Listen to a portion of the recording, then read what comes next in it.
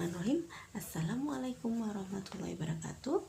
Alhamdulillah, bagaimana kabarnya teman-teman?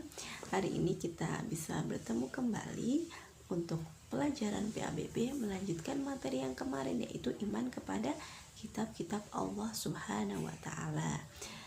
Yaitu ada berapa? Ada 4. Yang pertama, yang pertama kitab Taurat, kitab Zabur, kitab Injil, dan juga kitab Al-Quran. Nah, sekarang kita akan membahas tentang Al-Quran. Ada yang tahu apa itu Al-Quran? Udah pasti tahu ya, setiap hari kita baca Al-Quran.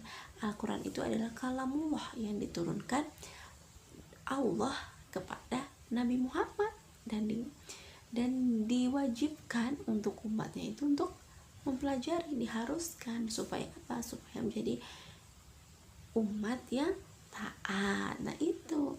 Selain itu, apa dalam Al-Quran? Di dalam Al-Quran itu isinya tentang pedoman hidup, syariat Islam, kemudian berisi tentang kisah-kisah yang dari kisah tersebut kita bisa mengambil hikmah yang bisa kita dapat. Nah, itu Al-Quran. Kemudian, dalam Al-Quran juga memerintahkan supaya kita itu untuk menjadi sebaik-baik hamba, yaitu la'allakum tattaqun, untuk menjadi hamba yang bertakwa, hamba yang punya derajat takwa. Nah, itu. Kemudian kalau kita lihat rinci sejarahnya, Al-Quran itu diturunkan selama 22 tahun, 2 bulan, 22 hari.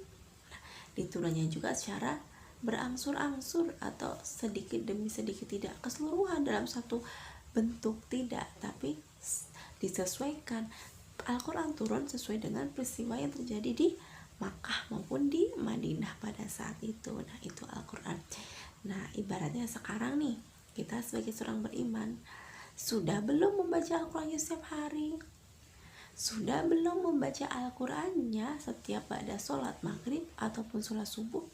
Atau jangan-jangan kita baca Al-Qurannya cuma Idul Fitri atau cuma Ramadan? Nah, itu yang harus kita perbaiki. Kita harus mempelajari atau membaca Al-Quran setiap hari, kayak gitu.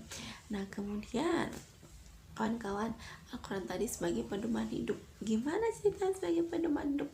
Contohnya nih, kita mau ke Yogyakarta, tapi kita tidak tahu alamatnya. Apa yang kita lakukan?